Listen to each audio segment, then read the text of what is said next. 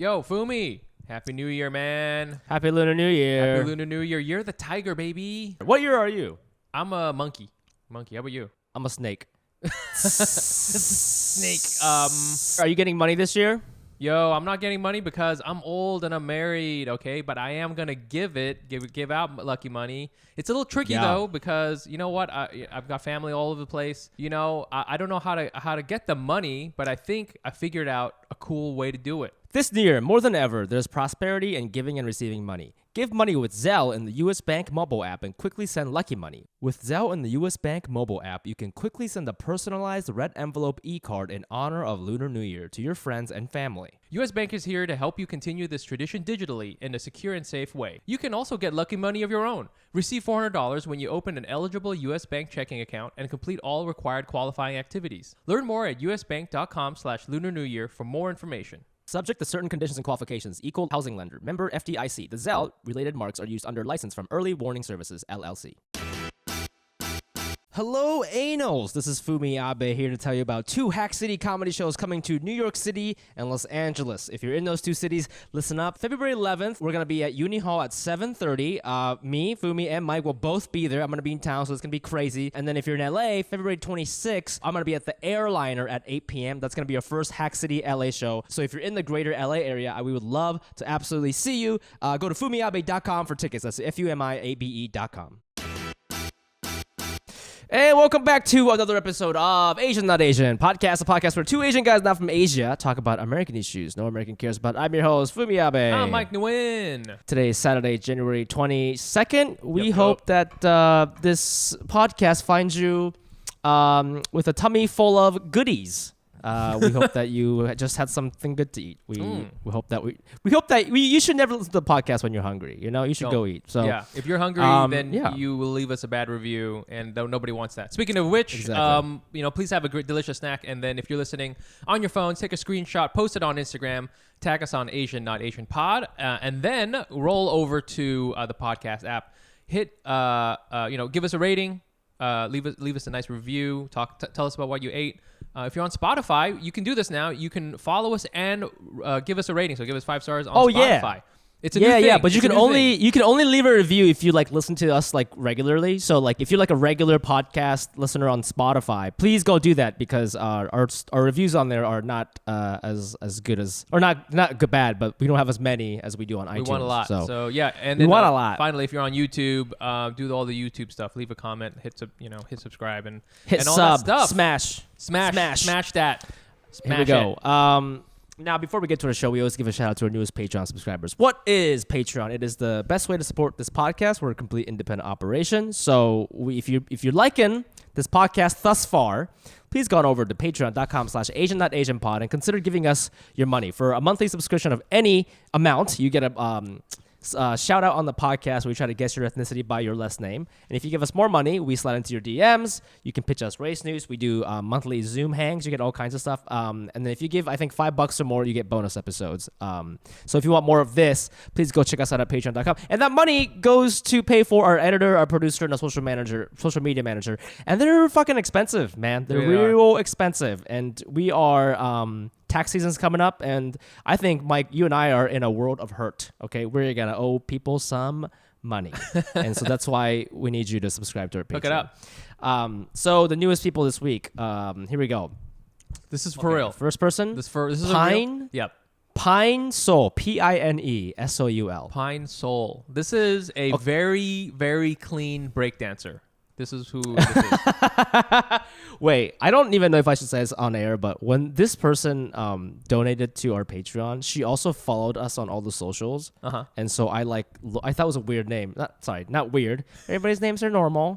I thought it was an interesting name. So I clicked on it, and I think I'm allowed to say this because it is on the fucking internet and you did follow us. This person is like a Canadian OnlyFans person. Hell yeah. Wait, okay. Go ahead. And she specializes in anal. I am not making this up. I clicked on her Twitter. I don't even know it's Twitter. There's just straight up porn on Twitter. So I clicked on her. It was like Pine Saw followed you.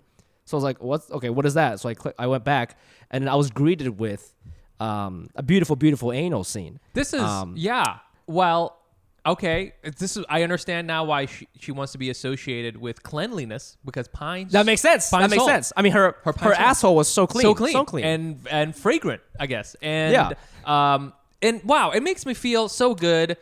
This is the creator community coming together, man. Okay, look at us. Just listen. Guys, she's hustling. Check out. Yeah, she's hustling. Guys, if you like our work, go to twitter.com/pinesoul. Be sure to subscribe to her OnlyFans. Yeah. Also, give her your It all goes to the same place, apparently. Okay. Well, thank you very much. Keep doing your thing. Stay fragrant. Pine Soul. Yep. The next one is Melissa Bisagni. Bisagni. Bisagni. Bisagni. Is that Italian? Bisagni. It could be Italian. I almost want to say it could be kind of like Turkish. Maybe it's Turkish. Oh, Melissa. Melissa, I feel like is not a very common Asian American name. So I do think this person is. I don't think this person is Asian American. Okay, yeah, I'm gonna say that. This person is like. I think she's Turkish. I'm gonna say Turkish. Turkish American. Turkish Asian. Nice. Probably doesn't have an OnlyFans though, but who knows? Yeah, that's okay. That's okay. You don't have to. You don't have to. Next we have Scott Thieu. Thieu. Thieu. Yeah. This dude. This is the dude. I don't know if I've ever told you. This is the dude. He's like my photography bro. He and I. Oh, this is your Instagram friend. He's my Instagram friend. This is how much toxic masculinity we have. We can only be friends with each other on Instagram DMs. Yeah. And we will talk about photography, which is tight. So that's so nice that he's given you. Is he Asian or no? He is. I forgot. Well, I think he's Vietnamese. Thieu, when you got this many vowels, you're Vietnamese. You're Vietnamese. Yeah. Okay. Hell, Scott. I mean, you don't meet a lot of Asian Scots, so I'm a fan. I like that. Good point. Yeah. Thank you, Scott. Thank you for being friends with Mike. I think he's also Canadian. So, hey, Scott, go hang out with Pine Soul, Go hang out. Go call Pine Soul. Oh, my God. No, he's. I hope she's not mad. I mean, it is on the internet. If you're mad, I'm sorry. We gotta be increasing her, her fan base.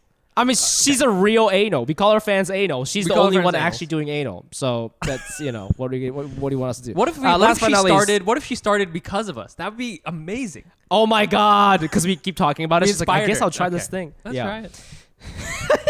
This anal scene's inspired by Mike and Fumi. Gross. Shouts to Mike and Fumi before she does this scene. Okay. Last but not least, we have Akio Robin. Akio is a very, very Japanese name.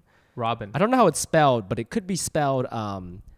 Aki means fall, and O means man, or boy. So maybe it's fall boy. Fall boy. Fall boy. That's tight. Fall boy Robin. Fall boy Robin. Yeah. I want to say, It's a half Japanese guy. Half Japanese guy. Shouts, Akio. Welcome. Well, thank you so much for donating. And if you want to keep supporting us or get in on this game, please go to patreon.com/Asian.AsianPod. We'll try to guess your ethnicity purely based on your last name and or your social media handle where you post naughty stuff. We can do it all. Yeah. We can do it all. Yeah. Moving on, we like to ask each other on this podcast, we like to figure out what it means to be Asian American because it's a very confusing experience. So we like to start this off by asking each other what kind of Asian we were this week. So Mike, what kind of Asian were you this week? I was an audition Asian.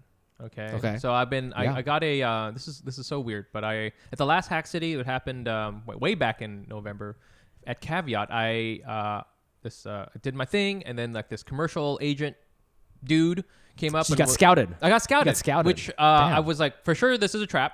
But I had to I did the research, and I was like, this trap has a very good website, so it's a very good trap website.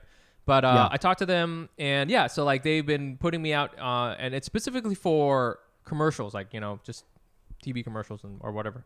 So and it's been interesting. It's been hilarious because I don't really want to be an actor.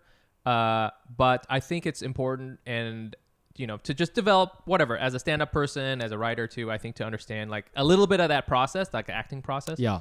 But it's hilarious because now I'm like one of those comedians who's always talking about it. And like, one of the, it's just so weird to audition in New York City. So everything's on like Zoom now and stuff. And like one of the things they'll say all the time is like, okay, we need to have, send in a self-tape. You tape yourself doing this thing. and you got to tape it like in your room. And okay, one of the auditions was I have to pretend I'm riding a bicycle or some shit like that. Okay. Yeah. And it was so funny because I set up my camera and I then spent far longer cleaning my room than actually doing the audition. I was looking, I was like, and it was like, there was like no way to make, because then they wanted like a wide shot of me, like a head to toe shot, which means I have to put the camera way back. And there's no, I'm just moving trash from one corner to another place. Like there's just I don't have that kind of space, So I had to do that. But I did get a call back, which was nice. I've only, that's cool. Yeah, so that feels good. I'm only doing it like a week, and I got a call back, which is cool.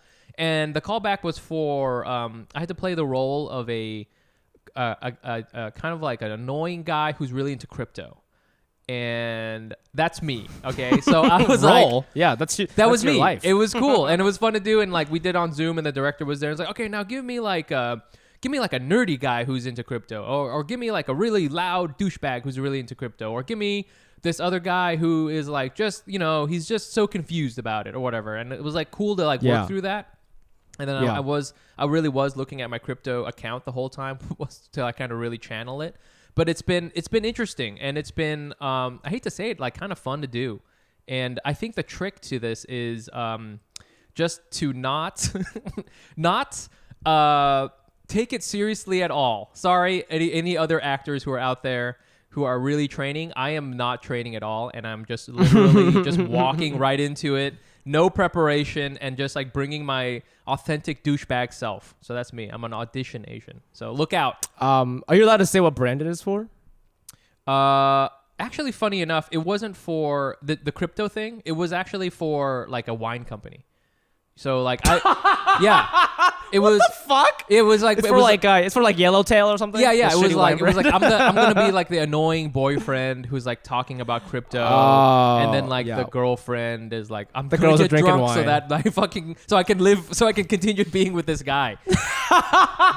It's actually a very sad commercial. It is a very sad commercial, and honestly, way too real for me. I was like, that honestly sounds like a commercial for like a divorce lawyer. Yeah. The director is just my wife. It's just she's Now pretend you're not a douchebag. I'm like, I can't do that, baby. Now sign this. Sign this document here. So that was me. It's been cool, man. So we'll just see how it goes. How about you, Fumi? What kind of Asian were you this week? This week I was a courageous Asian. Okay. I was a courageous Asian. And what I mean by that, I mean socially. Okay. Mm-hmm. I have a lot of social anxiety, and this story dates all the way back until November 2021. Yep. When I got the email that Michelle Zauner from Japanese Breakfast, the fucking band, got booked on the Late Late Show. And since I worked there, I was like, oh, I'm gonna see her. So I was like, I texted her. I was like, congrats on the Late Late Show. That's awesome. You're doing like a set on our show. Yeah. And she didn't write back. And I was like, oh, that's weird. But then like that's the day she got nominated for 2 Grammys. So that's like me congratulating her for Late Late Show was like the dumbest thing ever, because everybody's probably congratulating her on being nominated for the Grammys, but I didn't know that. So I was like congratulating her for this other thing, and I was like so embarrassed. And I was like, whatever, it's fine, And then cut to like this week, when she was supposed to do the show like a couple weeks ago, but she got her band got COVID, and then James had COVID, and then like it was a whole thing. So it got rescheduled till this last week. And she was in studio, and I saw her rehearsing, and I was like, oh, I wanted to say hi, but I was like, maybe she doesn't like remember me, or like, because she's done this podcast a couple of times, but like we're not like super tight. Sure. We're not like super, we're not like super good friends or anything like that. So I was like, oh, I don't want to like embarrass her, and then so I was like, you know what, maybe I'll just let her do her thing. Yeah. But then I was taking a shit, and I was just like, I'm trying to be better about like being not necessarily social, but like. I think I always feel like I'm like a nuisance to the world, and I think I'm just like, but I'm like, you know what? I think if she thought I was really annoying, she wouldn't even have given me her number to begin with. Right. She wouldn't have done this podcast multiple times if she didn't like us. So I was like, you know what? I bet she is just a international rock star, which she is. Yes, and she's just really busy. Is. And she didn't see my text, and that's okay. So I messaged her again. I was like, yo, like I just saw you rehearsing, like, good luck or whatever. And she's like, are you here? I'm like, yeah, I work here. I'd love to like come by and say hi. And she's like, I'm doing a warm up or whatever. So anyways, I didn't get to talk to her until after the show, but during her actual interview, before the cameras were on, she like looked for me. Oh, that's and she awesome. like gave me a big wave, That's and I was like, cool. "Oh, that's so nice. That's so nice." And afterwards, we were like talking, and she was like a couple beers in, but she was being so nice, and she was really excited that I was there, and I was excited that she was there, and she was talking about the performance, and she had like a really good set. Her band's amazing, and so we were like just talking about that, and I was just like, "Oh, I'm really glad that I." Took that step and reached out to her. You know what I'm saying? Because I feel like so many times you don't do that because you're like, she probably doesn't want to see me anyways. She's legit. Like, I mean, we've had many great guests, but I feel like she's someone, and she like lives in Brooklyn, I think, or she did for a while. And so she's someone I was like, I really want to like be friends with her. You know? Yeah, she's fucking cool, man. She's fucking cool. So cool, and she's like. You know me. I love me a woman who can drink. She she takes it down, like a motherfucker. And she just. But I see what you're saying because she legit seems like, you know, I don't know if you ever had like a really cool kid in high school, but who was also nice, like a nice cool kid. Yes, you know, and she's like, there's no way you can be both. No way. And you're just like, you're like, you know what? You're so nice that I will not disgrace you with my presence. Yes. My gift to you was my gift to you. My gift to you is I will disappear from your life.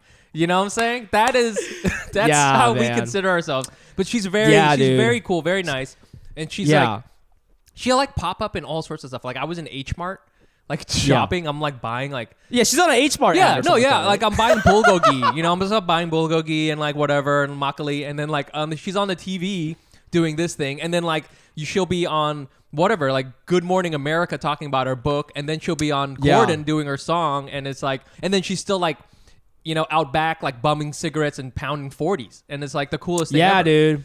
Anyway, and the last thing I wanted to mention about her is like when we were talking, we were kind of bonding about, you know, because she's getting so famous now, and I think as artists, like a lot of us were always insecure. No matter how many times you level up, you're like, oh, I really shouldn't be here. And it was so interesting hearing that from her because she kept being like, dude, like we're just an indie band, like we're not supposed to be this big, you know? Yeah. Like because now she's like being, you know, like you know who else got nominated for a fucking Grammy? Like the Silk Sonic, okay, like Bruno Mars, like the biggest pop star in the fucking world. You know what I'm saying? Like so she's like in that stratosphere now, and she was just talking about what it's like being there when a couple years ago she was just like an indie band from Philly, you know? Yeah. And she like shared with me like this insecurity she had about like, I guess she like reads a lot of our YouTube comments, which we should never do that. Don't do that. But she was saying like a lot of people like kind of diss her because like her voice. They're like, oh, she's not that good at singing or something like that. Okay. And she's like, you know, like I get really insecure about that because I know I'm not like Adele. You know, and she was just like talking to me about this insecurity, and I'm like really happy that she shared that with me because I feel that way too, not about my singing but my comedy, but also at the same time because I'm not a musician, I feel like I was able to step back and be like, oh, you know, when she told me that, I was just like, dude, like you're nominated for a Grammy, like where does it end? Where does it fucking end? Like at what point in one's career can you be like, yeah, I'm doing this? Like there's so many bands, so many albums that came out in 2021, and the people who work in the industry said, I like these are the 5 best ones. You were chosen. We're really, you know what like, I'm saying? Doing something. Yeah. And she's still like, she's like, yeah, my singing is like whatever. I'm like, dude, like your singing is great, and nobody, you know, no people know you're not Adele, and that's great. That's fine. Yeah. That's not why they love you. That's not. You know? That's not the whole. There's more to music than that, and I'm gonna get in trouble on YouTube for saying this, but sometimes I think that people are just so obsessed with the I don't know, the most obvious quality of a certain art, you know what I'm saying? Like to be honest with you, sometimes I think being a really good singer is kind of cheesy. You know, I'm gonna be honest with you. It's fucking, it's so fucking basic. Look at, you know, like you ever like watch somebody, you know, like there's all these videos on YouTube of like really good guitar players, like a best guitar player. Oh, he's got long hair. He works at Guitar Center, and it's like, oh, he's such a good guitar player. And I'm like, yes, that is cool.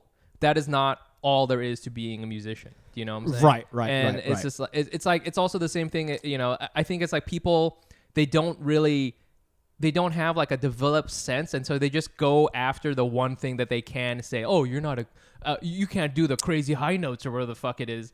fucking basic bitch. You know, come on, man. Like, that's, Mike is pissed. that's just like, that's all that, you know, like, it's just, that's like, it's I know just what like you mean. It's like, it's not, yeah, it's a hot it's take, like, you know, it's like, this is bullshit. I'm not a chef, but I'm sure there's something equivalent to that in the cooking world. It's like, can you do this? Can you fucking cut an apple in less than 10 seconds or slice, skin the apple, whatever the fuck it is, it's look like, at me, I'm so good at skinning this apple, that's a true mark of a fucking chef is like doing that. So yeah. But that's really interesting because I feel like when Anthony Bourdain was like big, people would be like, but he's not even that good at cooking. You know what I mean? Like people would say stuff like that. Yeah, that's what I'm saying. It's like that's not what it's about. There's a dude who's like in the trenches for 10 fucking years, like being a New York City chef, and then he can't make a beautiful souffle. Like fuck off. Yeah. So yeah. Anyways, yes. That's good. I'm glad that you took that shit and put that shit, the fateful shit. Yeah. And I would love to ask our guest today what kind of Asian she's been this week. Our guest today, such a special treat. I'm getting a good vibe from her already. I'll be honest with you. She's been smiling this whole time. Already. She has a great beanie on. And great beanie.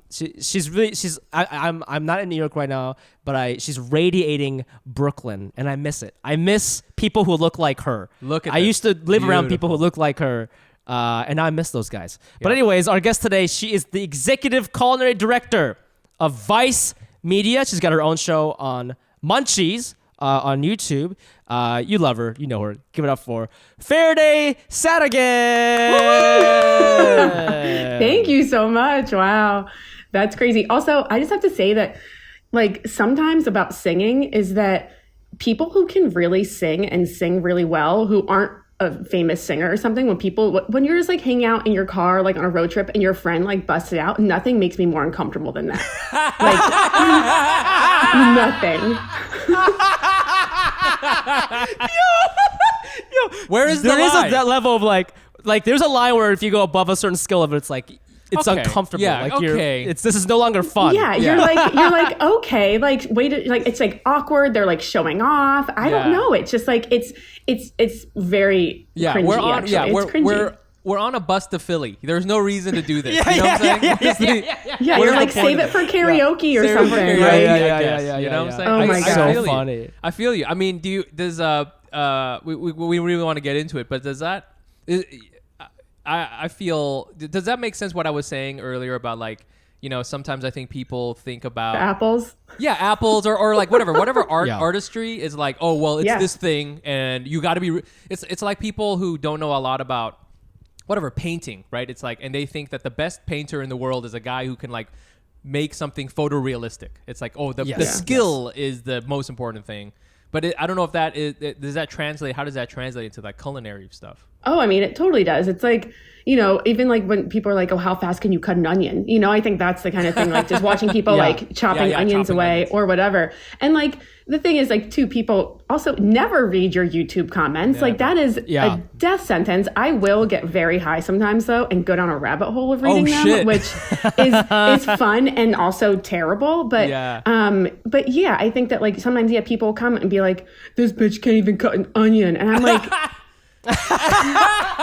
what? Like, really? Come on. It's so ridiculous. And people, there's a lot of haters out there. And, like with cooking too, I'm like, my show is for home cooks and I'm going to sit there and like chop and show you how to do it properly. And I hate people. Just people are the worst. People love to make you feel bad about your successes and it's crazy because like for you it's like you have your own show on Vice, dude. Like these haters. You're a chef. You've been a chef for like decades. It's just like it makes it's crazy.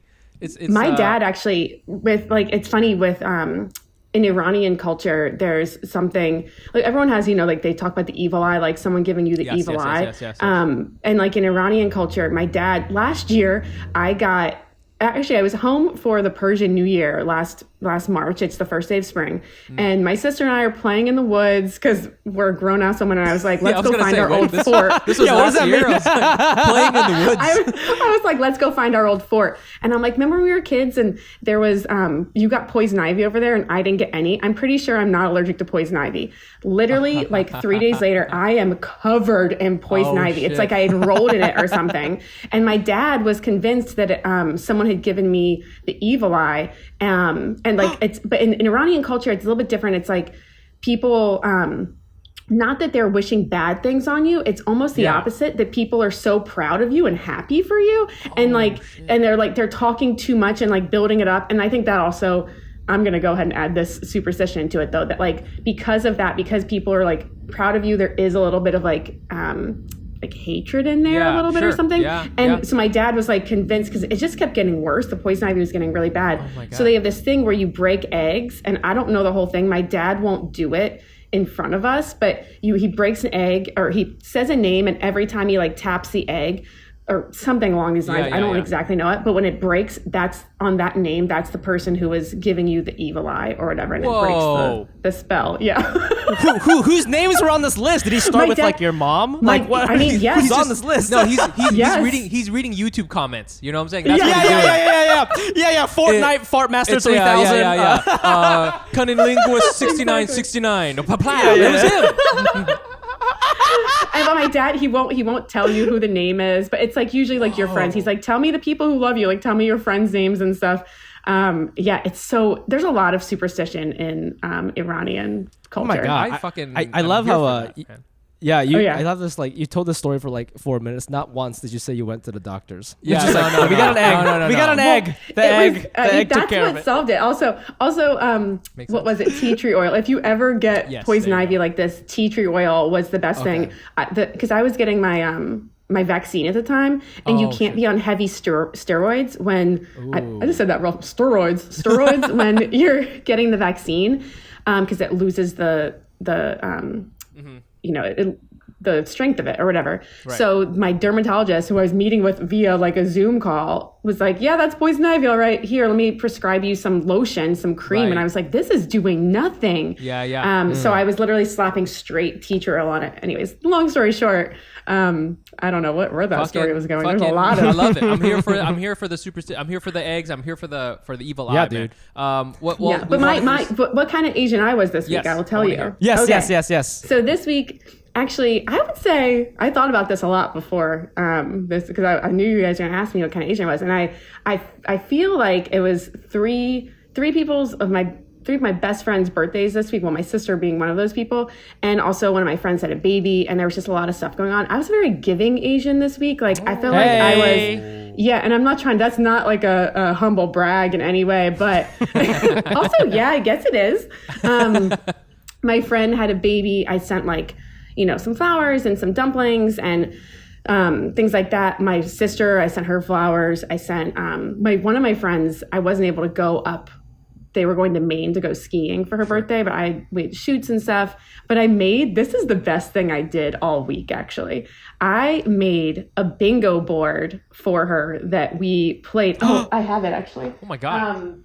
I made multiple of them. So if you ever, her name is Kim, and I decided that the bingo would be called Kimbo. So instead of bingo, it's Kimbo.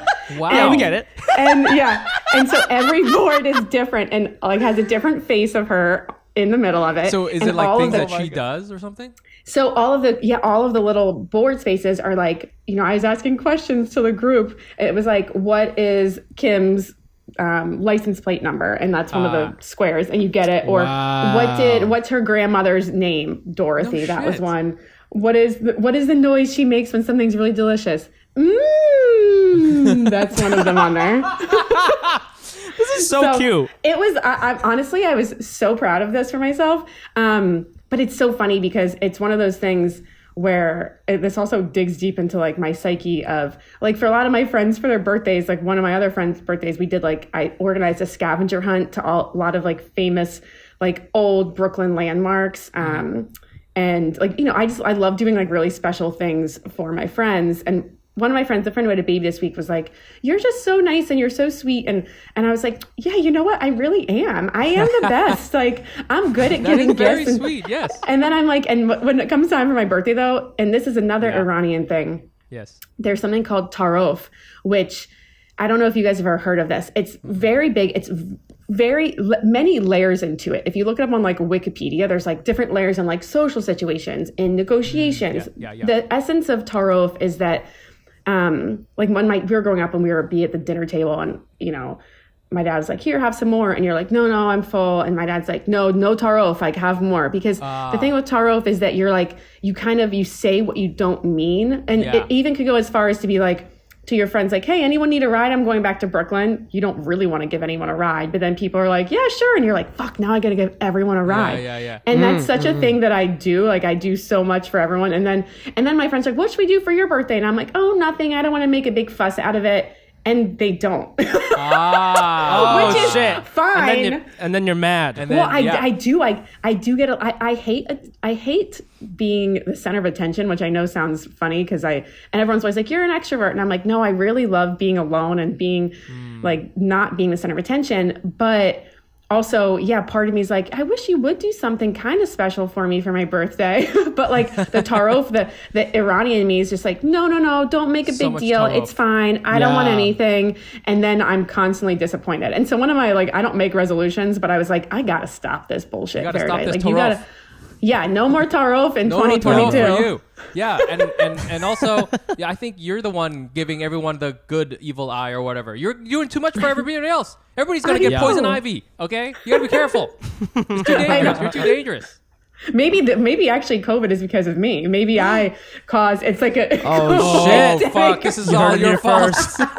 Get out the eggs. Get out the eggs. I love it. I want to say, we were doing research, and I didn't realize that I have been a real big fan of yours for a long time because I've watched like a bunch of your videos, and one of the ones that I love, you say you lived in New Zealand for a long time, and you have this meat pie recipe, right? And my wife has been making that for me. She started making it for me like during the pandemic, right? Wait, stop it. Your wife is making my recipe? Yo, yeah, dude. Oh, yes. I told her, I was like, oh yeah, we have Farideh on, and she's like, oh my God. Nothing makes me more happy than to hear that someone actually cooks my recipes. Yo, we're doing the whole thing. I think a lot of people do. Oh man, we love it. Like, we're doing that's like the big one. She's sitting there like grinding the butter, like doing all this crazy shit and like And the reason why it's like really important is she does not like meat pies. This is like not something for her. She doesn't understand the concept of like, why would you bake meat? It doesn't make sense to her. But for me, I love them so much that I'm pretty sure you like saved our marriage. Okay, she like is required. She knows she has to do it. Okay, she like this is for us. This is not hey. She just has to. She has to do it. It's like it's not even like a sex thing. Okay, this is just like it's like every quarter she's got to sit there grinding a whole bunch of butter the meat pies to make this meat pie, and every time she makes it, she's sitting there, and I'm like ravenously eating them. Like you make like a tin of them, right? And there's like 12, and I'll eat like 6 of them at once. I'm just like nom, nom, nom, nom, nom. So that's like 3 sticks of butter right there. And she's like incredulous. She's like, you really enjoy this? And I was like, I'm not like, this isn't a joke. I'm not like, ha ha ha. Wouldn't it be hilarious if I was like really into meat pies? I just made you make meat pies. Let me tell you, I went to Australia and New Zealand, and I just went for a family trip. So I was there like a week or two, and we were in New Zealand, and everywhere I went, I tried to eat a meat pie. Like every single. They're so good. And they're rare. They're really everywhere. And you were saying the gas station ones are the best. The gas station ones. Yes. They were good. I was like, they're ridiculous. And they have all different flavors. There's like the butter chicken. There's the gourmet Thai chicken. There's like one my friend came to visit me. So I lived in New Zealand for 7 years. Yeah. And I was that's where I became a chef, actually, was in New Zealand. And so many like friends were like, well, what's the food? You must know all the great spots to eat. And I'm like, we're gonna go to the BP and we're gonna get a butter chicken pie. And that was just like the start of like a hangover. Like that was like what I would eat. Like when we're going on a road trip, that's what you would get. And they have really good coffees there. Mike, you snacky ass motherfucker. That's what everybody calls me, babe. They know Mike Nguyen is the snacky motherfucker. Okay, I love me some snacks. All right, sometimes I like. Yeah, what are some of your favorite snacks? What are your top snacks right now in your life? Man, top snacks, man. Okay, man. All right, sometimes you got the classic apple. Okay, so apple slices. Okay, Damn. sometimes I want to be a dirty boy, and I get some chips. Okay, but I recently discovered this new delicious snack is called Irvin's Salted Egg. It is so good. Irvin's Salted Egg is Singapore's #1 snack. Irvin's is the original and best salted egg chip. They are the ones who started it all. Many brands have tried to imitate it, but none have come close. And I gotta tell you, A-Nos, Mike and I got 3 bags of these chips, and I didn't even know what they were when they come in. I was like, what is this, another freaking sponsor? Put it in my mouth. It blew my mind. It is probably the best Asian chip thing I've had in like a very long time. And I mean, I think quality-wise, it's maybe on par or better than the stuff that you get in your Asian market. I'm not even joking. It's real good, man. It's real good. They use real salted duck eggs. They use fresh curry leaves, red peppers, diced into the bag. It's real ingredients. You can taste it. It gets all over the place. It's so yummy. Now that they're here in the U.S., you no longer have to smuggle their snacks into your suitcase, which apparently was a very common thing, and it's also illegal. Don't be getting caught by the DEA because you got snacks, okay? They're available nationwide at H Mart, Ranch 99, and select Costco locations. Go visit eatirvins.com. That's EATIRVINS.com and use code ASIAN, not Asian, for 15% off any order. Go check it out. Our next partner has a product I use literally every day. I started taking Athletic Greens because I want a better gut health, man. I mean, fans of the podcast, you know, me, FUMI, I've got a lot of diarrhea problems, okay? I'm just talking about, my stand-up is mainly about being Asian American and having diarrhea all the time, and I wanted to fix that. So I started taking Athletic Greens, and I've been taking it for about 6 weeks or something like that, and I absolutely love it. It doesn't taste like it's super healthy. It has kind of a mild tropical taste that I actually look forward to each morning. Mike describes it as matcha. I personally take it because I want to maintain better gut health and also just have more energy. Ever since I moved to LA, I've been feeling very lethargic, but this stuff helps me just kind of like, it's a nice booster to my day, and I absolutely love the way I feel when I'm on the thing. What's so cool about AG1 is that it's lifestyle friendly, whether you eat keto, paleo, vegan, dairy-free, or gluten-free. Tons of people take some kind of multivitamin, and it's important to choose one with high-quality ingredients that your body will actually absorb. AG1 is a small micro habit with big benefits. It's one thing you can do every single day to take great care of yourself. It costs you less than $3 a day. You're investing in your health, and it's cheaper than your cold brew habit. And if you're not sold by now, Athletic Greens has over 7,000 5-star reviews, and that is better than what our podcast grade is, according to iTunes. Right now, it's time to reclaim your health and arm your immune system with convenient daily nutrition, especially heading into the flu and cold season. It's just 1 scoop in a cup of water every day. That's it. No need for a million different pills and supplements to look out for your health. To make it easy, Athletic Greens is going to give you a free 1-year supply of immune-supporting vitamin D and 5 free travel packs with your first purchase. All you have to do is visit athleticgreens.com/Asian not Asian. Again, that's athleticgreens.com/Asian not Asian to take ownership over your health and pick up the ultimate daily nutritional insurance. Yes, the pies. I mean, just very quickly, I mean, how did you kind of get started? Why New Zealand, and why did you get started there? Because when I was in New Zealand, I felt there was a very big, you could kind of tell the culture was like real into food, and I remember actually going to different places and trying to get an iced coffee, which was like not a thing. And they were very confused when I asked them for an iced coffee. I remember one time I was at the airport and I was like, I'd like an iced coffee. And the gentleman looks me right in the eye, gets out a coffee cup, puts ice cream in it, and then coffee, and then hands it to me. And I was like, this is what an iced coffee is. I went to place to place, and finally I found an iced coffee. And the guy who served it to me was from Brooklyn. And he's like, oh yeah, I'm just visiting. I know what an iced coffee is. And so I was just curious about like that and your whole kind of like journey there and what happened, you know? Oh yeah. So sit back, kids, and I'll tell you all about it. I'm from Maryland, actually. My dad is Iranian. My mom's Italian. She's from Massachusetts. So went to the University of Maryland, College Park, studied communication. I worked in documentary films for a little bit. When I didn't grow up like wanting to cook. Like I grew up like playing, like just being an asshole, like playing soccer and like having fun and whatever. Cooking wasn't on my mind at all. When I went to college though, was when I started cooking for myself, and I was like, I really love this. I would love to be a chef.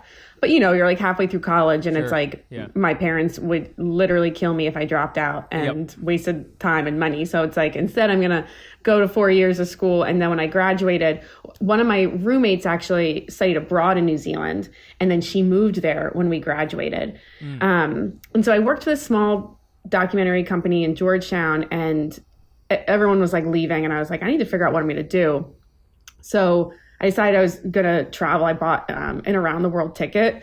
Remember STA Travel? I don't know if you guys are too young for STA Travel, but the student travel agency. Yeah, the student travel agency. I went online and my friend was living in New Zealand. We worked together when I was in college at this outdoor rec center, rock climbing, kayaking, whatever, all this stuff. And so she was running a kayak company on Lake Taupo in New Zealand, which is on the North Island, and was like, come here, I got a job for you kayaking if you want it. So went online, got this around the world ticket to like Fiji, New Zealand, Australia, Thailand, with the intention of only really being in New Zealand for like a few months. Went to Fiji, went to New Zealand, ended up staying in New Zealand for, well, I met a guy, so that's probably why I stayed, but for being really honest. Meat pie. You got a hot meat pie right here. Met him at the gas station. BP that's his initials. BP gas station meat pie. Oh yeah, I know what you're talking about. Savory. No. So anyway, when I was kayaking though, I was like, there were a lot of days off because you're only really doing the tours when it's good weather or when people book the trip. So I got a job making pizzas in my downtime at this Italian restaurant. And soon, within like 2 months, I became like the head chef. The guy who was the owner and the head chef was just like a drunk, like horrible person and was like never around. So I just kind of stepped up and started cooking. And so they were like, we'll sponsor you for your visa. I was dating, we'll call him BP. I was dating him. BP, yep.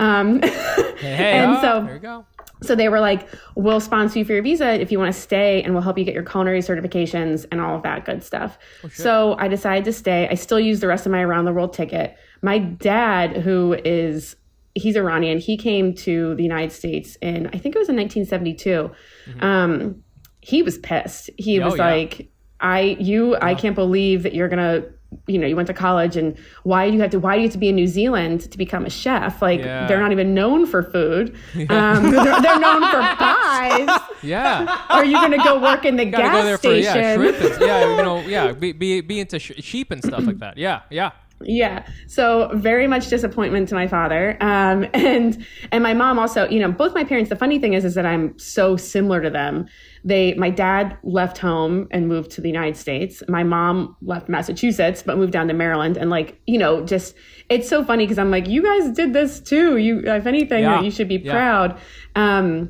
And my dad, evidently, my sister would always tell me, she's older, and she would have to go home for all the family random things. And she's like, Dad's always, I don't know what you're talking about, that he's disappointed in you. He's constantly just like, you're the golden child. Like he puts you on a pedestal. Oh, man. Yeah. And giving you poison ivy. Yeah. Yeah, exactly. His name was the egg. Yeah.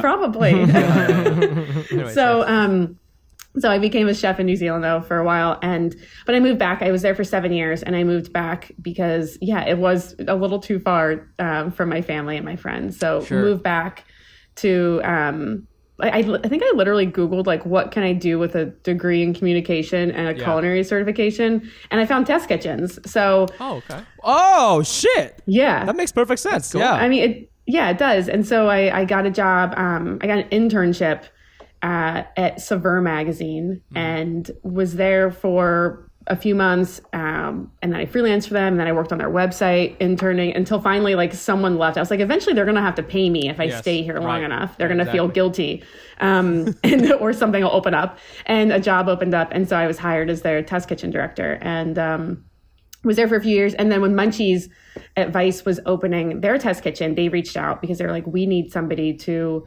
kind of spearhead this whole operation. So, and I've been at Munchies now for 6 years, which is pretty crazy. Yeah. I mean, we were just saying like you have the most like Brooklyn job. It's it really in a cool is. way. I mean, yeah, absolutely. What I feel, I don't know about maybe, I think probably even now, but when I moved to New York, there are like these jobs where you're like, I want to be and then you just cobble together a bunch of cool words like digital creative director of blowjobs. And you're just like, and you're like, how do I get jobs? That was my second choice. That was your second choice. DOBs. Right? Yeah. So I don't know, but you kind of like ended up in this space, Yo, honestly, I had to. I constantly do have to pinch myself and break eggs so I don't get more poison ivy. I know that I have the best job in food media for sure. I mean, I have a lot of independence at Munchies, and I do report. I have a manager I report to, but I really am able to do what I want. I work with a really talented team, and I'm able to bring in super talented chefs into our test kitchen to do videos with us. So, I produce a lot of the cooking videos, and then I have my own show, which is super fun. And I get to kind of do whatever I want. I'm like, let's go camping, or I'm going to make this or that. And I get to work with really great people. We have a huge rooftop garden. It's a fun job. I cannot complain. I mean, we wanted to talk to you about, just kind of like the ecosystem of like food. I feel like in the last like a little bit before the pandemic, and then on to now. Of course, like there's always been food, media content, but then I feel like Bon Appetit and Munchies and a couple other places like really hit their stride like 2015, 17, 18, and there's just been like this explosion, and the way that videos are shot are like really engaging, and then there's like really great personalities like yourself, and there's just been this kind of like nice Camelot of like food video media, right? But I feel also that there was like kind of like a shift, and obviously there was like the whole thing with Bon Appetit kind of like imploding, and I was wondering, what do you think about how it is right now? And I mean that like in the most broad sense. Do you feel like, the diversity question has been answered? Do you feel like there's too much content? Do you feel like people are moving away from it or are moving into it more? I just kind of wanted to get your sense of like what your take is, or if I'm just full of shit and it's just, hey, just enjoy the food, man. We're all full of shit if we're being honest here. But I think that to answer your question, I think no, there's never enough like diversity. I don't think like, I think that was a real back in 2020 was and it's still constantly a reckoning for a lot of people. And I think that people can always do better in bringing in, showcasing diverse talent and diverse recipes and backgrounds and stuff like that. But I do think like it's funny. I think that with the pandemic and like 2020 in the last 2 years, I guess now, which is insane to think about, and time is crazy. But I think that it's amazing because now there's so many more creators out there with TikTok. And so everybody is doing, putting out food content, like anybody. Like I had, we did like a cook-off, a Munchies cook-off. And we did during the pandemic where we had people like our viewers submit videos, and anyways, one of the people who won, their prize was like, you can come to the Munchies Test Kitchen and we'll give you a tour and like hang out and blah, blah, blah, blah. And I've kept in touch with this person, and they were like, hey, like I really want to do a YouTube channel. And I was like, don't.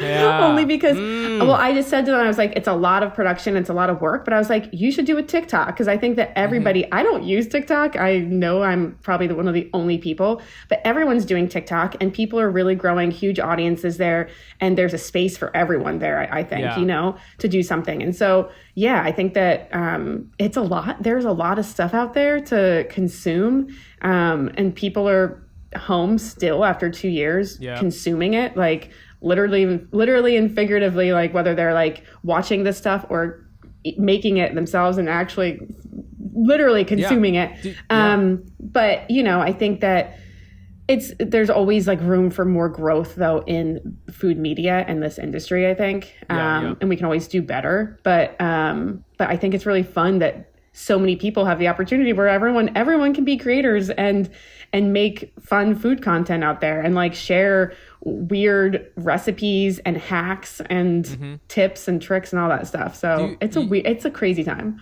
Yeah. Do you feel like Munchies and whoever, are going to need to not move away, but like kind of maybe like shift away a little bit from YouTube, because, to your point, YouTube almost feels like TV now. It's like TV, right? Where it's like, it's still there, but it's like it's not where like the real cutting edge of content is. You know what I'm saying? Now it's like, yeah, you know, whatever it is, stories and TikToks and whatever. And because like you said, YouTube is like, it's so production heavy. You know, you got like a whole crew, you got the whole thing. It's very long. Sometimes people and there's so many. I forget. My boss was like, I forget how many like videos go up a day or an hour on YouTube, but so many. I mean, we're definitely like in 2022. I also oversee our social team and. Well, like the Munchies social team, not all of Vice, but the Munchies team. And we're really pushing through our socials this year, you know, like and trying to grow our audience, engage more with our audience. We aren't really able, I mean, we can engage obviously with our audience on YouTube, the commenters and stuff. Yeah. And I think that's one of the fun things with my show is that I kind of break that fourth wall and like talk to them and engage with them a little bit in whatever way that is.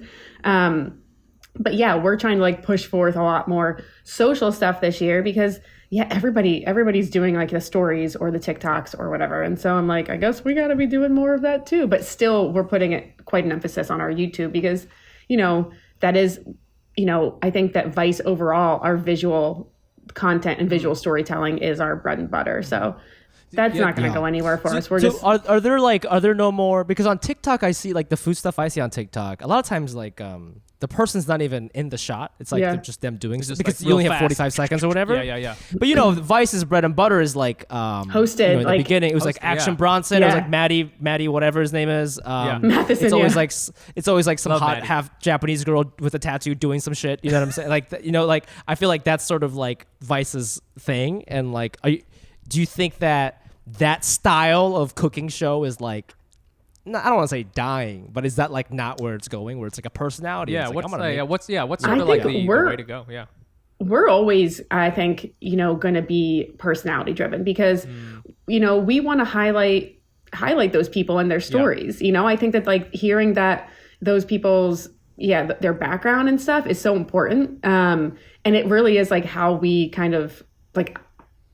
I do think that like Munchies was one of the first ones to I know we were like the first ones to do these hosted stuff instead of like the overhead hands and pans. Right. And when I first came to Munchies, there was discussion of like, should we do some of that hands and pan stuff? And we were all just like, no, like it's so dead and just lifeless. And like, and we really, even with our social stuff, like we're still trying to keep it personality driven because I think that's really important to have, like someone you can connect with. I think that at the end of the day, like people still want to connect with people. Yeah, I mean, true. You know, I love I really do come back to shows not just because of the food, but because of the person who's like doing the weirdness. You know what I'm saying? Like I really like. I love Maddie Matheson. He's such a psycho, and like I'll watch his early stuff when you could tell he was like maybe like.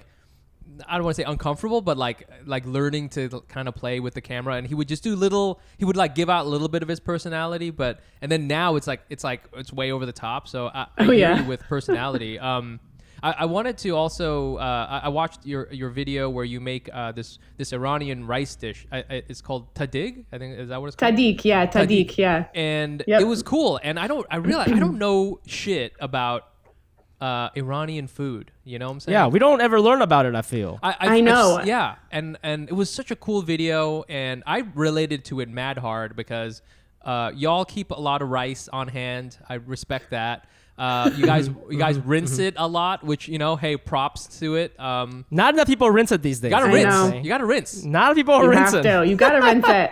Yeah, and then like, you know, it's very you got like the burnt rice at the bottom, you know, which you know, my wife is Korean. Korean people love a variation of that. So I don't know if you could kind of just speak quickly to that and like your kind of journey into that, because you said originally you weren't really into food or thinking about food as a career, and now you're coming back, and you were away and now you're back, and your dad's probably crying a lot, you know, and you got your girl back. He is. Oh my God. Wait, also, can we talk about the fact that like fathers, like my dad definitely, he's going to be, actually his birthday's next week, speaking of birthdays, and he's going to be 79. Yeah. And men, when they get older, just tend to cry a lot more. Oh, yeah. Criers. Big criers. Absolutely. Oh my God. It's like very endearing and heartbreaking sometimes, because I'm like, don't cry. Like, oh, I'm just going on the train. I'll talk to you soon. It's just years of holding back the tears. He's been holding it back I know. for years. But you can only be toxic for like 60 years, I think. After 60 years. And you're just like, your body can't hold it anymore. The toxicity just goes away. Yeah, you just can't. And then you just become real, dog. Yeah. Exactly. I mean, you put on one Pixar film and your dad will just die of dehydration. But it's got to be cool. Just I was watching that video and, there's like, it's not just you making the thing, because you're right. If it was like hands and pans, it would be like, oh, she's someone's making rice and it's sticky. Okay, I get it, I guess, But this was, you could see the whole thing with your dad, and then like your adorable mom's in the background, like watching something on her iPad. And like, there's like a connection, I feel, when one generation hands off the food to the next. I remember when there's a Vietnamese dipping sauce, Nuc Jam. It's simple to make, but I remember when I got it, like I nailed it for the first time by myself. I was like, I teared up a little bit. I was like, okay, we're going to be okay. Like this is like me. This is like my DNA. Like this, I don't know how far back this goes, but like I know it goes through my grandmother to my mother to me, and I'm gonna hand it off one day. You know what I'm saying? So, dude, the first time, like. My dad, first of all, my dad is an amazing cook, and my mom's also a really good cook, and I don't give her enough credit, that's for sure. Because my mom cooked for us all the time growing up, and my dad though, like everyone loved his rice. Like he makes the fluffiest basmati, and it's like it always tastes so fucking good. And it's awesome. And he, when the first time I learned to make tahdig, like the first time I made tahdig and I actually did it well, I was insane. I was just like, I'm losing my mind right now. I can't believe I've hit peak life, like as a Persian. Brah! Yo! Brah. What up? How many subscriptions do you think you have? You pay for right now, including the ones that including the ones my wife doesn't know about, like 20. Yes, easily, dude. I mean, and how many do you think you're actively using? Dude, like 3, maybe. You know what I'm saying? That's crazy. So you're literally wasting like hundreds and hundreds of dollars every month, money that you could be contributing to the Patreon. If I'm being completely honest, it's true. But you know what Patreon. It is that a lot of times these subscription services make it like super freaking hard in order to cancel it, because it's like buried in something, or you got to do some weird thing with like 2 different phones to confirm some ish like that. It's crazy, man. All right, absolutely. And what we got to do is we got to fight back against scammy subscriptions with Truebill. Truebill is the new app that helps you identify and stop paying for subscriptions you don't need, want, or simply forgot about. On average, people save up to $720 a year with Truebill. Because companies make subscriptions hard to cancel, Truebill makes it incredibly simple. Just link your accounts and Truebill will cancel your unwanted subscriptions in one tap. And your Truebill concierge, is there when you need them to cancel unwanted subscriptions, so you don't have to, and maybe other things if you're nice to him or her. Ooh. No, it's very fancy. Yeah, man, I use Truebill. I canceled like a whole bunch of stuff. It saves me like $30. It saved me like $30 a month. I'm gonna save like over like $300 this year alone, man. It's crazy. That's amazing. What are you gonna do with that money, you think? I'm probably gonna, just buy socks. Nice. Truebill has over 2 million users and helped save them over $100 million. Ooh-wee. Okay, don't fall for subscription scams. Start canceling today at Truebill.com/Asian. Go right now, Truebill.com/Asian. It can save you thousands a year. Truebill.com/Asian.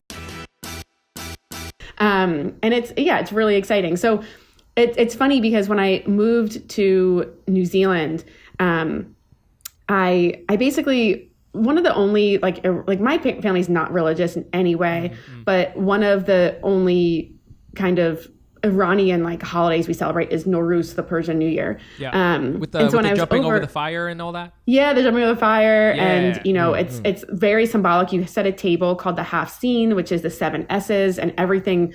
I told you, like everything is symbolic of something in Iranian culture. So. I wanted to recreate that with, I was still with BP at the time, and my friends. And I was looking, I was like, because my dad, I hadn't really cooked a lot of Iranian food with him growing up. We always were cooking Italian food with my mom. And so I was kind of looking, and my dad always made this one dish called Fesenjoon, but my sister and so Fesenjoon, just to let you guys know what that is, it's a stew, which is made with pureed walnuts and pomegranate juice or molasses, and it's like very thick, and it cooks down, and it's delicious. But it looks hardcore like diarrhea. Like very much. It's like brown and like thick. And it doesn't look really attractive. My sister and I called it dudu horash. Horash means stew, and so which is so disrespectful. So disrespectful. But also in the mother tongue too. You know what I'm saying? I know. Yeah. Dudu horash, and so like terrible person, the worst. That sounds like a racial slur. Yeah. That's beautiful. That's beautiful. When I was in New Zealand, I was like looking up, trying to figure out what I was going to make, and I hadn't actually seen pheasant, the word, like I always called it dudu horash. And so I saw the recipe and I was like, ooh, walnuts and pomegranate. This sounds so good. And I called my dad and I was like, why haven't you made us this before? This sounds delicious. And he was like, he lost it. He was like, that's dudu horash. That's dudu horash. Because my sister and I like would never eat it. And I made it. And I was like, damn, this is so good. Like, this is so good. Anyways, it really, learning to cook Iranian food, like, first of all, like my sister, I have to tell you this, my sister's name's Amanda, which is pretty funny considering my name is like I'm named after my dad's sister. And so always growing up, like, I mean, having a, foreign name, quote unquote, first of all, no one can spell it. No one can say it. The first day of school, I would wait till they got to my name. Like, they're going on the alphabet. I'm like, they're almost at S's. And before the teacher had a chance to say it, I would jump up and say my name so I couldn't be embarrassed by the way she pronounced it, or mispronounced it. And so, and my sister like never had that experience, at all growing up. And always it's such a part, like you introduce yourself, you're like, my name's Farideh. Oh, how do you spell that? Where does that come from? Blah, blah, blah. It's such a part of who I am. And it really, food for me was the gateway into like understanding a lot of, that side of me and like that culture, like my dad and understanding my dad, my dad and I, it's so funny. Like I'm very close with him. My whole family, like we're all really close. It's a small, like there's just the four of us essentially. And my grandparents have all passed away. And like my dad's family's in Iran, my mom's family's in Massachusetts. So we always it's always been the four of us. But my dad and I, sometimes I'm just like, I'm like, Amanda and my mom like don't get it sometimes with the way, like how much my name means like to me, and like how much it is a part of like in the way you introduce yourself and like part of like who you are. And so cooking also has become that connection for my dad and I of being like, hey dad, like when he came up to pick me up during COVID, he like drove up here because I couldn't get down there. I didn't have a car and there were no car rentals at the time. And he drove up and I was like, I'm going to make you kubide, which are these kebabs that are on like these big fat skewers and you do it over the fire. And I made it for him because I'd done a video making it as well. And I hadn't cooked my dad a lot of Iranian food because even when I go home, like he's the one cooking the Iranian food. And I made it for him and he was like, this is the best I've ever had. Whoa. And he was so happy. Like he was like practically in tears. He was like, this is so good. I'm so proud of you. And I was like, and when I made him tahdig, he was like, when he said to me, he was like, your tahdig is better than mine. What? I died. I was like, can I get that recorded and save forever? Like this is dude.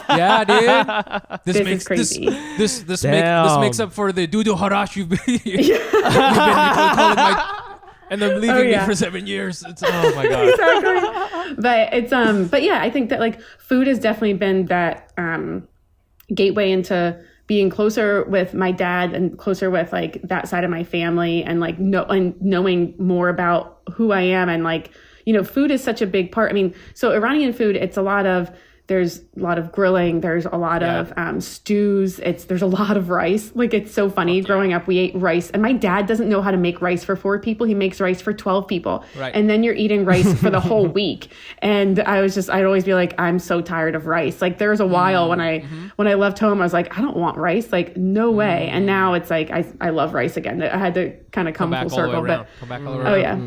I love it. Yeah. I feel that. I feel like I've been away from my parents for a long time, and I haven't had their cooking in a while. But I'm almost afraid to eat it because I feel because I've been away for so long. Next time I eat it, I might die. You get the ratatouille. You're gonna get that ratatouille moment, dude. Yeah. I'm gonna get the ratatouille flashback is gonna be too. It's gonna be too intense. I might go in a coma or something. I will cry for sure. I just, you know what I mean? Like it's just been. Yeah, like I oh my gosh, my mom, when I think a couple years ago when I was coming home, I hadn't been home in a while or whatever. My mom was like, "Oh, I'm gonna cook you. What do you want? I'm gonna cook you anything you want." And my mom doesn't cook at all anymore. My dad does all the cooking. And I was like, I want your lasagna. Like your lasagna. She makes a bomb lasagna and it's, meaty and cheesy and all this stuff. And my mom was like, of course you want that. Like, that's such a pain in the ass to make. And I'm like, it's not a pain.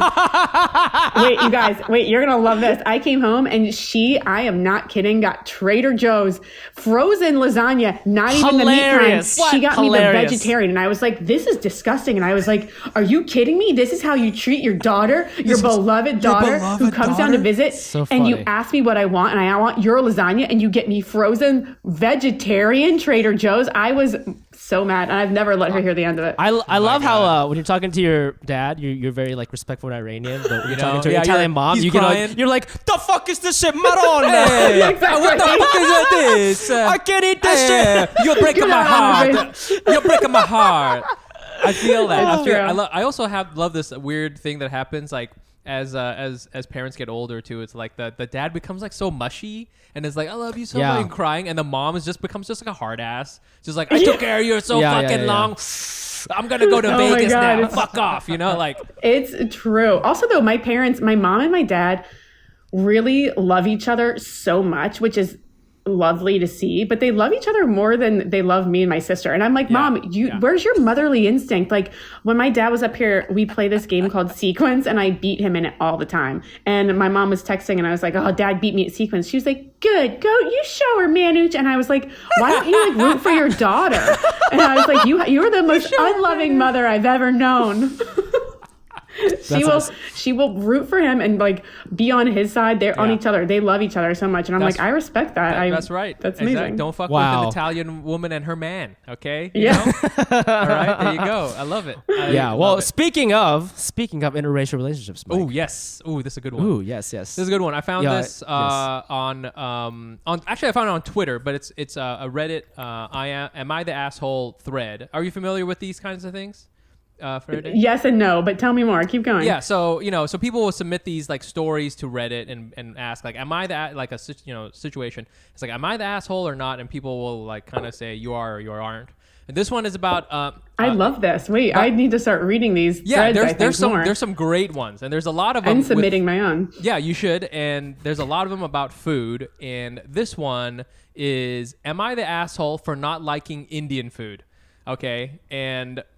Already I can say yes, you are, but you don't even have to read the rest. But the rest of it is really interesting, and it's very long. But I'll give you sort of the choice bits. But overall, it's there's a man. He's in his 30s, and his girlfriend who's like she's like 27.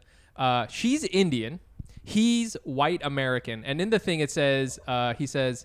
I'm American, in parentheses, white if it matters. Oh, it definitely matters. Okay, first of all, I will say that. And she cooks a lot, but and apparently she's a great cook. But he has quote unquote a low tolerance for spicy foods, so he doesn't like Indian food. Okay, and it's to the point. So they've been together for a little bit, and when she cooks, she doesn't make him eat the Indian food. She'll make food for herself and then separately food for him. So then she'll make him like burgers and pancakes and French toast. What a child! This man is a child. But I've heard this story a few times, right, Fumi? Like people who will make their ethnic food and then they'll make their like non-ethnic food for their partner. I think I'm pretty sure when Michelle Zauner was on the show, she said her Korean mom would make Korean food for Michelle and herself, and then would make white food for her white father. Wow. Yeah. Which is that's so much time. That's crazy. No one should have to do that. No way. Yeah. And I grew up in a family where my dad was like, my parents were like, you will eat everything on your plate, and like we are not picky eaters, and it was my dad's cooking, my mom's cooking, anything, we ate everything. Yeah, and the real crux of it here. Okay, well, so they move in together. Okay, and it says. We moved in together, they have a nice kitchen, and so the girlfriend's very ecstatic about all the things she can cook. But you see, I'm reading from the post now. You see, I didn't realize that she cooks and eats a lot of Indian food, like all the time. Which is, I didn't realize that she would keep eating. This is crazy. I didn't know that. I told her that I didn't like Indian food, and she told me not to worry. She wouldn't force me to eat anything. Let's see here. She told me that Indian food is regular food for her, and I'm going to have to get used to it. And then she said she'll only consider giving up cooking Indian food if I give up cooking meat at home. She's a vegetarian. And then this is hilarious. So I got quite mad and told her she's being extremely unreasonable, as I need meat. He says, need meat. Okay. I work out a lot and I need the protein. So this is, this guy is so horrible. Am I the asshole for insisting that she doesn't cook with spices? This is crazy. He's an asshole. He's not an asshole for that. He's an asshole for everything. Like, this guy is just straight up an asshole. I hate this guy. Wowie. I can't believe that this girl, because I feel like Indian people don't really date outside their community. Like it's less common to see like an Indian person dating a non-Indian person. And to hear that, I don't know, just weird that she would put up with this. Because also, like, it's 2022, so this is like this conversation feels like it's from 1997, if I'm being completely honest. Totally.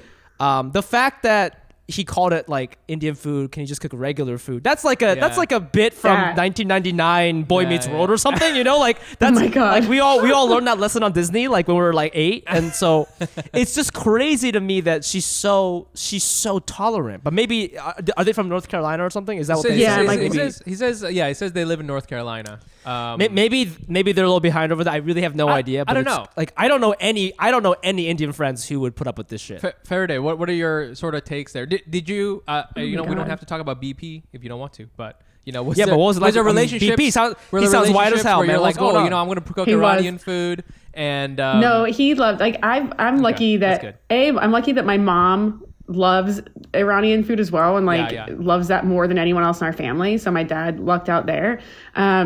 They love each other so much, in case I didn't make that clear.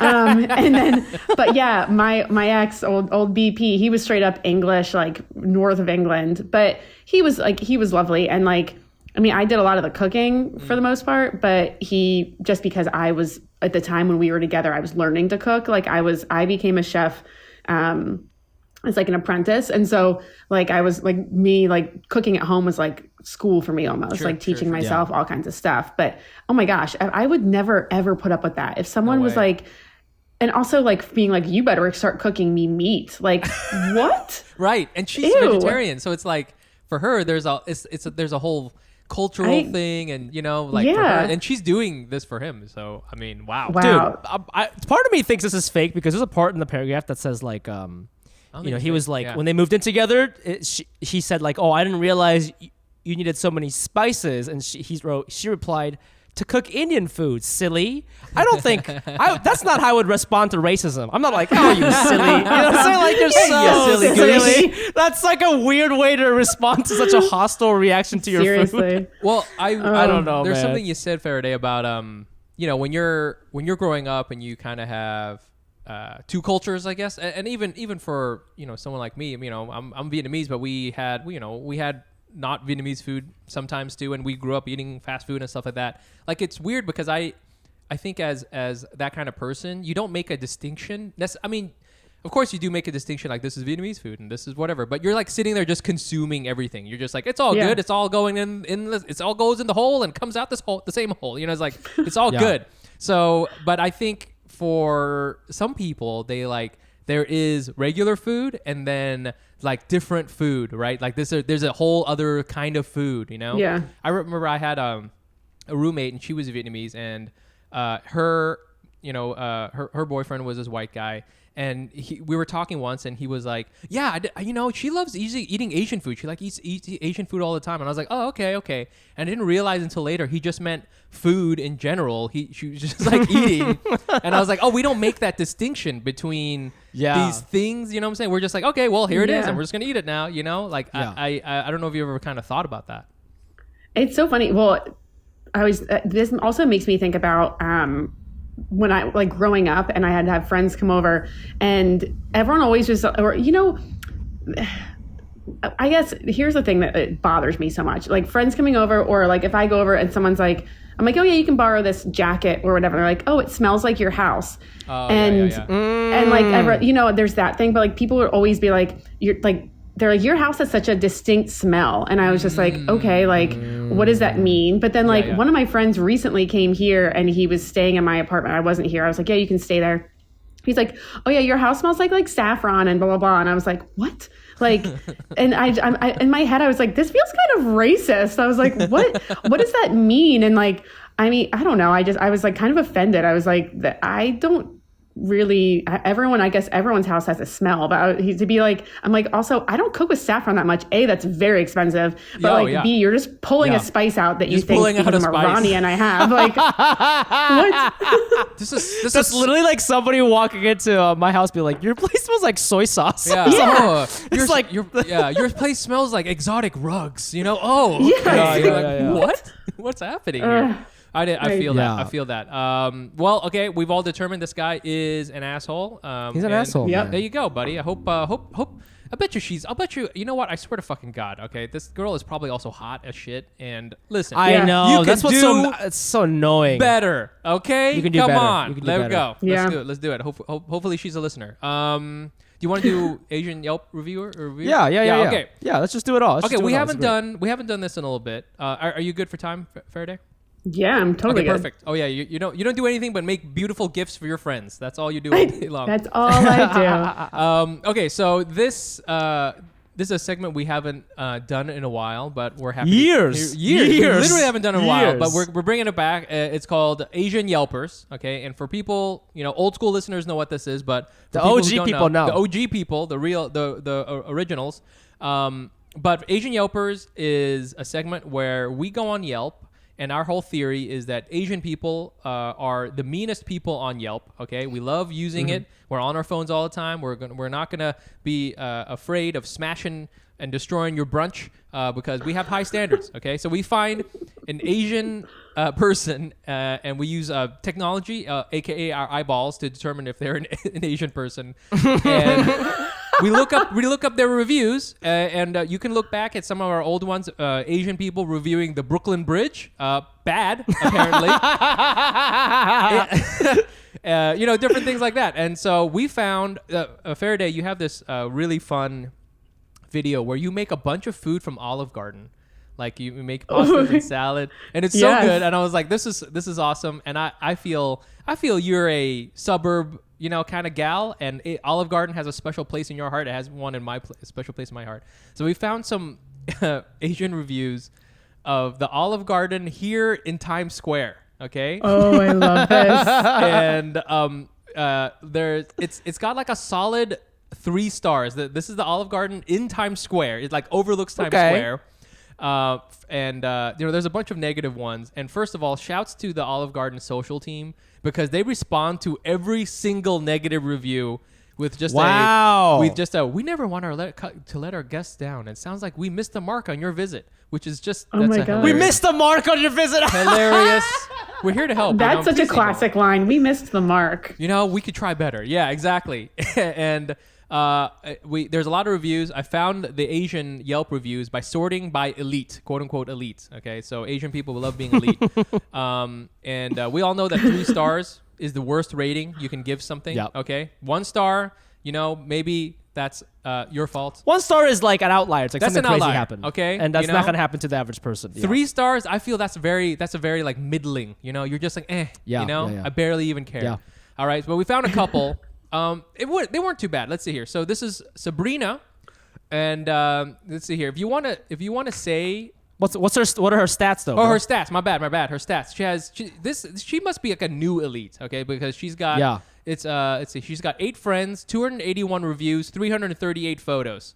Okay. So she's getting there. She gives it 3 stars. This is very recent. This is in November. And she says, if you want to be able to say you ate in the middle of Times Square, you should totally check this restaurant out. There is an upstairs area up the escalator with a lot more seating, which is okay. So like, Nothing about the food. Absolutely just about. Do you want to say you ate in the middle of Times Square? Definitely check this out. Who in the world is like, I've never been like a desire of any of my friends. Yeah. Nope. Yeah. And then she also says breadsticks. Let's see. Breadsticks were fresh when they arrived at the table. They were really the star of the show, honestly. So the breadsticks is where it's at. Yeah. So shit. Yeah, I don't know. That's a good one. Do you want to stop and discuss this one, or should we wait? Did you read the whole thing? This is. I mean, it's not that long. I'm not gonna read the whole thing. But it's fine. It's fine. Those are the big things. Those are the big things. She closed. I was appreciative. No, you missed the big thing. She got the chicken marsala. Isn't that a curry? Oh, I see. She got the chicken marsala with Alfredo fettuccine, and my boyfriend got the breadstick soup, salad and soup, with the classic thing. So this is wait, chicken marsala. What is that? That's I have a video of that too. You should make it. Here we go. Is that Italian? Yes, it's Italian. It's a Marsala. It's like a sweet cooking wine. And so you use that, and it's like a creamy sauce. It's really good, and usually with mushrooms in it as well. Yeah. She doesn't say anything about the food. Food was okay. It was a chain restaurant after all. Okay. I would say that's pretty. I think this is a pretty good review because I feel that's a better review than what I would have given that.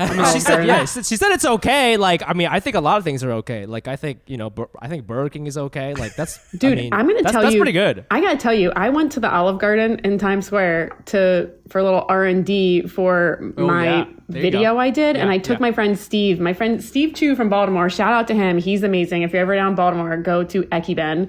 It's delicious. Awesome. He'd never been to Olive Garden. I was like, well, I got a treat for you. We're gonna go, and so we got. I had to get the fettuccine Alfredo because that was my videos about. We got the breadsticks and the salad. Yes. And we got the stuffed shells. Did you go during the all-you-can-eat portion time? Do you know what I'm saying? No. We went during the day. It was like a Saturday afternoon or whatever. And we went and sat up the escalator on the third floor or whatever. Oh my God. Love me a restaurant with an escalator. Oh yeah. Yes. Beautiful. Oh yeah. And I think what did I get to drink? I got like a sparkling water, right? You know, that it's coming out one of those like pump things. Yeah. And he got an iced tea. And then he was like, let's get martinis. Because I'd also introduced him to martinis. And I was like, a martini at Olive Garden? Sure, why not? Yeah, in Times Square. Disgusting, first of all. Absolutely disgusting. Wow. But all we got was the breadsticks, which come with your meal. The breadsticks and salad come with both the meals we got. Yep. And we got extra marinara sauce to dip that in, right? Yes. And then the two martinis and the drinks. This meal was, I think it was $90 or something. And I was like, this is really expensive for basically two dishes and like the martinis, fine. But then I realized that the soda water was $3.75, I think. I think it was $3.75. And I was like, are you kidding me that this is $3.75 for water that has bubbles in it? That's how they make money. Their biggest money. Here's actually how they really made money, because I tipped on that, obviously. Yeah. And I'm a good tipper. I'm like a 25%er, especially like with COVID and stuff. Like I'm like, you know, and you're in Times Square, like you deserve like a 50% tip. Yep. So I tipped on top of that, and I expense it anyway for work because it was, you know, it was for work to go check it out. Very Asian of you. Classic. But then, But then I looked back because I was like, this just feels, that was $115 for, I was like, this is so expensive. I realized that the tip was included already and it didn't make it clear. And so I tipped on, which is fine. Like I said, happy to tip. Sure. Yeah. But like, it was really cheeky. No, because it said recommended tip, I think is what it said, instead of included. It should have said like included tip. And I was like, that's kind of cheeky. And also, I don't blame them because I'm sure so many tourists come to Times Square, Olive Garden, and they're not tipping well. But I felt very cheated and a little upset by it, especially the almost $4 soda water. I was not happy about. But the fettuccine Alfredo was delicious. Was it good? It was good. The salad and the breadsticks were terrible. Really? Okay. Which I thought usually were like a highlight. And the stuffed shells were really good too. I was honestly surprised. Do you know if Olive Garden like makes like fettuccine Alfredo? I've made it a few times. Like I think I've used your approach.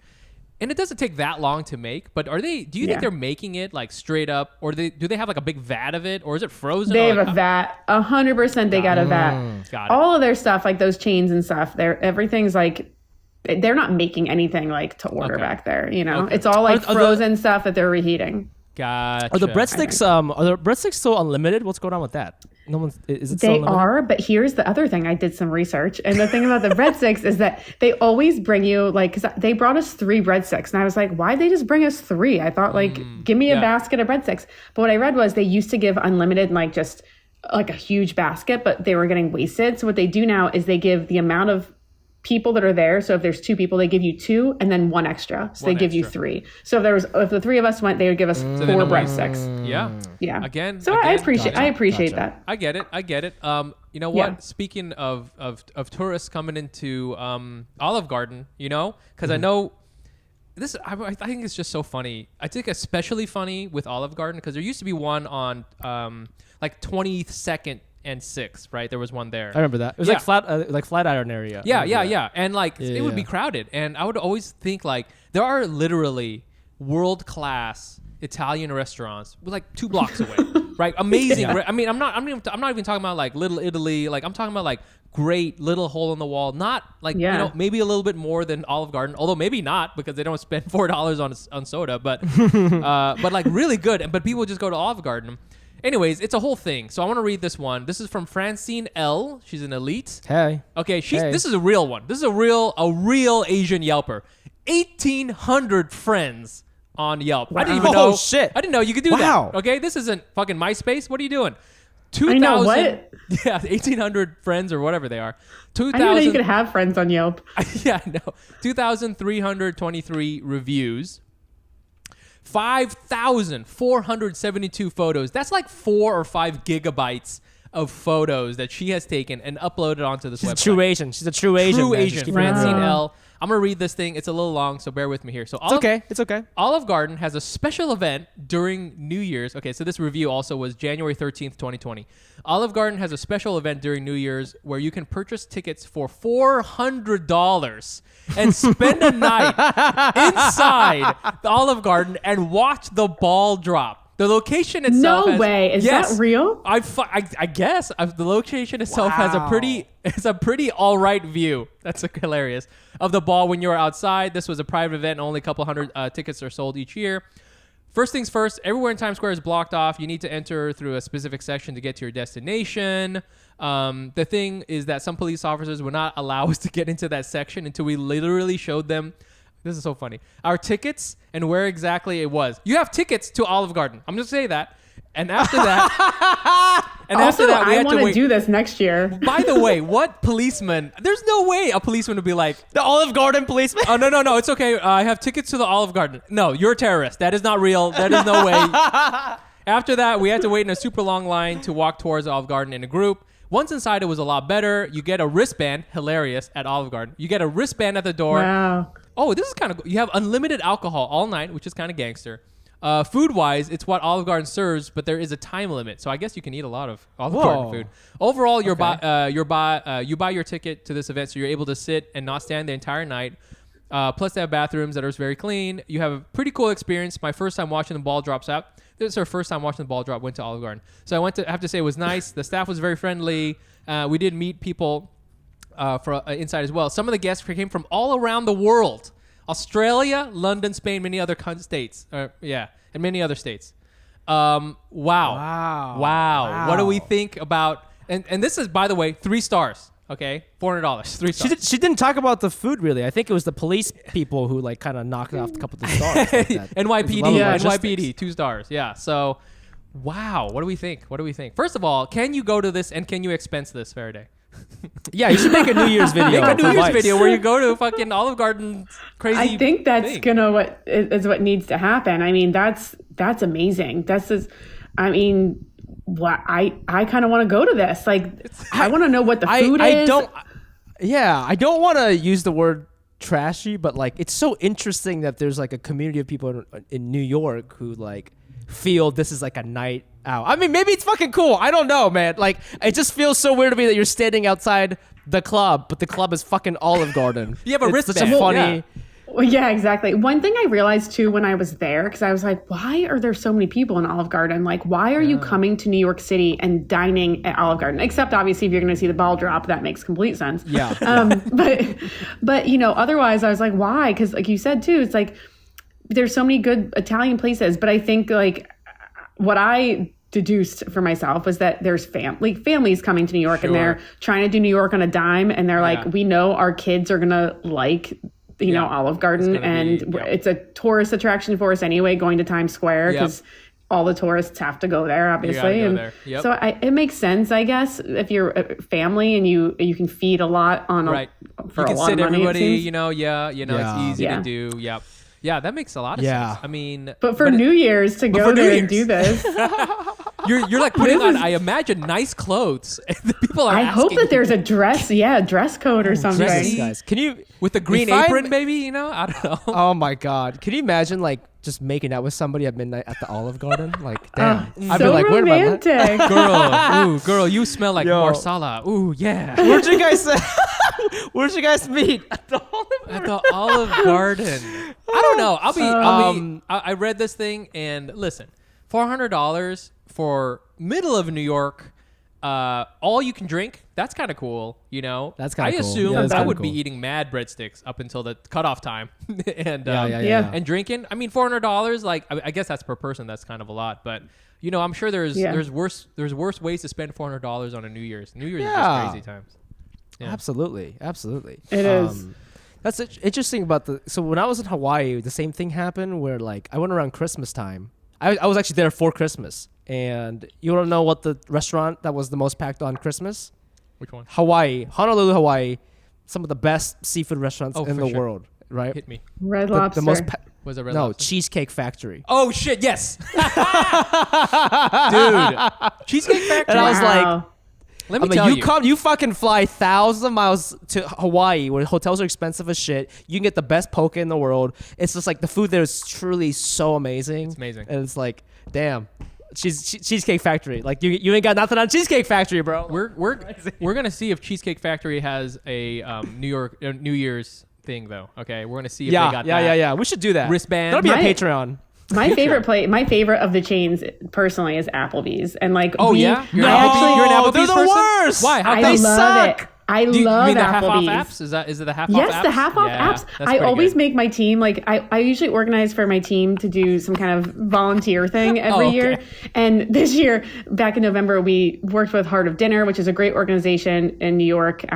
They deliver food to Asians and elderly Asians in the community and stuff, which is really awesome. Cool. If you guys don't know about it, you should be involved with them. But we went there, and then they were like, and we're going to go to happy hour afterwards. And they were like, where are you guys going to go? And I was so embarrassed to tell them, because I was like, we really we're doing this good thing. And I'm like, maybe we should be going out in Chinatown somewhere and supporting a local business. I was like, we're going to Applebee's. they're like, you know what? We don't actually need your service. Go ahead and get out of here. Yeah. I was like, oh, this is embarrassing. Man, that's good. I think we should do a Patreon thing where we go from one chain to the next, you know what I'm saying? I love Red Lobster. I've eaten at the Red Lobster in Times Square.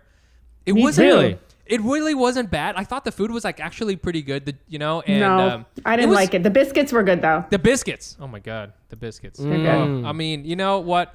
Patreon, okay? I mean, shit. We're gonna get this going. The only chain restaurant that I would pay $400 for during New Year's is Cracker Barrel, and they don't have that in New Year's. Cracker Barrel.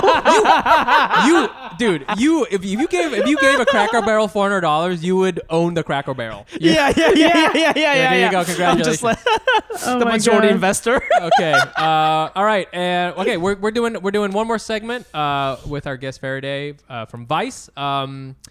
It is everybody's favorite segment. It is Das Race News. Das Race News. Okay, and we're just gonna read this hilarious. Hold on here. I'm just bringing it up. Okay, this is from Metro, the UK website. North Korea is claiming that Kim Jong-il invented the burrito.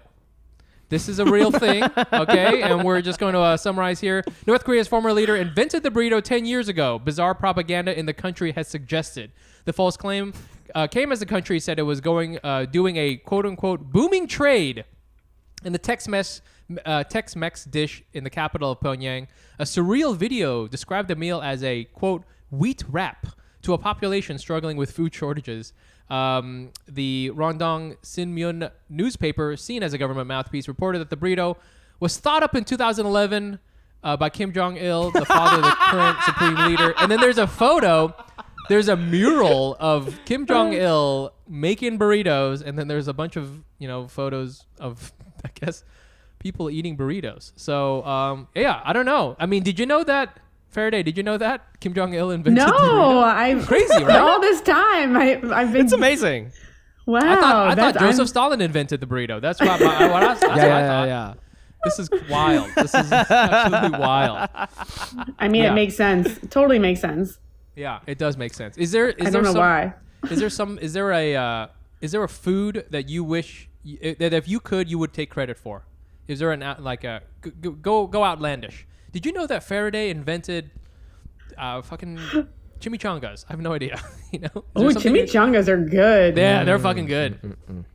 If I could say that I invented like mozzarella sticks, I think I'd be. Speaking of Applebee's, that's what I immediately think of right there. Yeah. Applebee's. I mean, like if you invented mozzarella sticks, that would be fun. You're like just fried cheese all the time. You'd be so damn. That's a good one. Have you made a video of mozzarella sticks? Have you done that? I did actually once, like years ago. Go watch it. Go watch it. Okay. It's easy. I use polio for the cheese because that's like the stringiest of the. Oh. It's the best one. Damn. Well, I feel like I feel like if I could take credit for something, I think it would just be funny if on Wikipedia, if it said FUMI Abe, comedian, writer / inventor of shepherd's pie. I just think that would be. It would be so funny if I was the guy, if I was the dude, and all these Irish people are like, "That's the guy. That's the guy." Did you know? Yeah. His credits include James Corden, Stephen Colbert, and Shepherd's Pie. Yeah. Shepherd's Pie. I love it. I love it. Yeah. What about you, man? What do you think about this? I mean, this mural is pretty amazing. It is an amazing mural. It shows Kim Jong-il, and he's like in his Kim Jong-il outfit.